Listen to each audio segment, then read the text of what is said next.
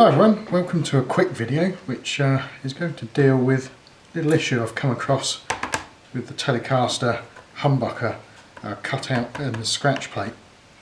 So dimensions for this when I cut it out on the CNC machine were from my Les Paul, and you'd have thought that that would have been fine.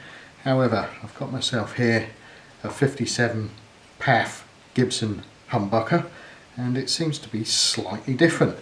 And it's literally about a millimetre in each direction, too large to fit through this hole. Now I obviously don't want to cut the entire thing out again, so I need to find a way of essentially just shaving off a little bit around the outside of this pocket here, and we'll probably do that on a table router, and we need a jig to do that. Now rather than cut one out, I think we're going to 3D print one. So if I head over to Fusion 360, we can get that sorted out and resolve this little issue we've got here. Okay, here we are in Fusion 360, and this has probably got to be one of the easiest models I've ever done. So start off with a sketch, and all we needed to do was measure the actual pickup just to make sure we've got the dimensions correct this time. Draw a rectangle, then fillet that rectangle, and then using the offset command we've highlighted this rounded rectangle and we've just expanded that out 15 millimeters here to give us enough material essentially to stick this onto the scratch plate itself. And also hold it quite sturdily. Now I could boo holes through it as well, and I probably will do for a future one, but this one don't really need it. So just stop that.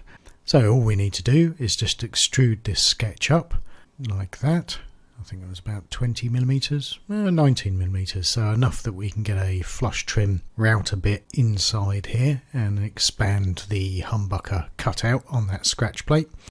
And that's pretty much it. We can get this over to the printer and get it printed out.